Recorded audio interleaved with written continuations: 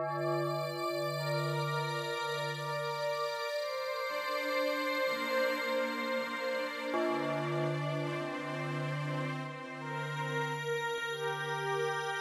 kind of got tired of burying kids.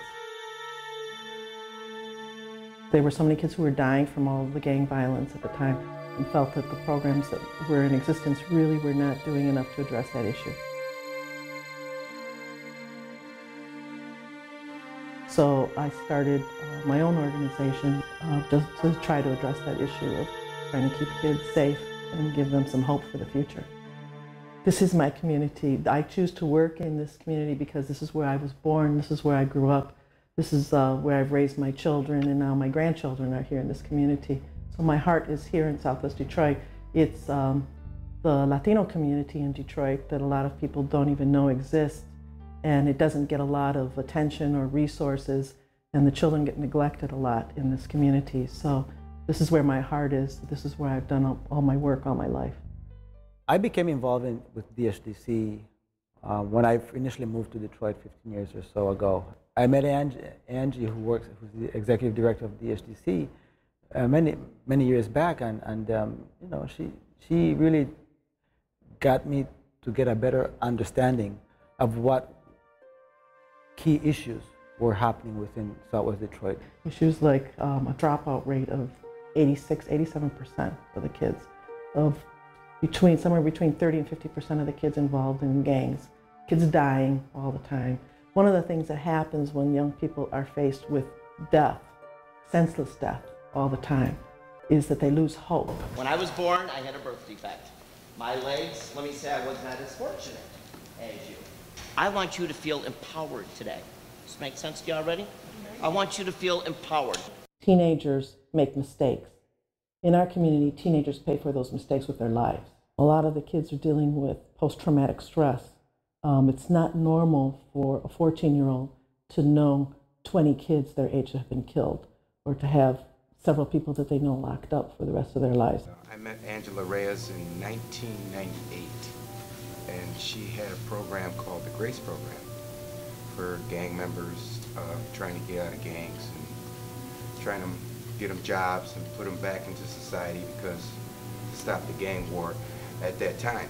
When I moved my company back into the city of Detroit, down in Mexican Town, Angela and DHDC helped me sit down with the gangs and try and create some peace in the neighborhood. And the way that they wanted some peace is they wanted some jobs. For ex-felons, it was very hard for me to find a job.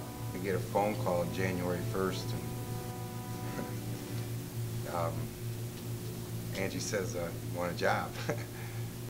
No matter how good of a program it is on paper, if you don't have the right people to do the program, then it's not going to be successful. This is not just a job. This is something that people do as a lifetime thing. It's a passion. It's something that they're committed to. So all my staff that work here work 24/7, really. This is a calling, and I found my calling. So I'm dedicating myself and my life to these youth. You know, you have these hard workers who are giving their heart into what they do. You have the community youth who are coming to the agency. DHDC is a safe haven for a lot of these students, for a lot of these youth. We also had a partnership with St. Anne's Church, which was very important because that's where we held the meetings with all the leaders of all the rival gangs in order to try to form a truce. So they needed some safe place. So we actually met there with the chief of police and the mayor at the time. It was over Devil's Night weekend. And the young guys said, so you're asking us to be angels instead of devils? And they said, yes. So they renamed it Angels Night. And that's actually how Angels Night got named in the city of Detroit, was because of the young people in the original Grace program. I became involved with the Detroit Hispanic Development Corporation about 2 years ago, and we're really impressed with the type of activities that DHDC is doing in the Detroit community. We were really impacted by the number of student dropouts that there are right now in that community, so we felt an impact to try to get involved as a corporation to work on education-based programs with the DHDC. My goal was to create a safe place and to create a family for those kids so that they had alternatives and they had people around them that could protect them from a lot of the things that are going on and help guide them to a safe and productive future.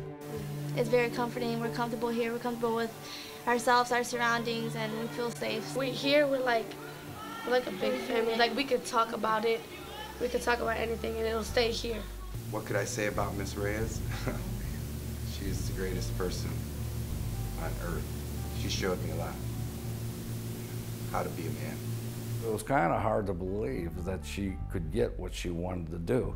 But if there was anyone in the world, Angela was the one, and she did it. When do I see my vision being complete? It may not be in my lifetime.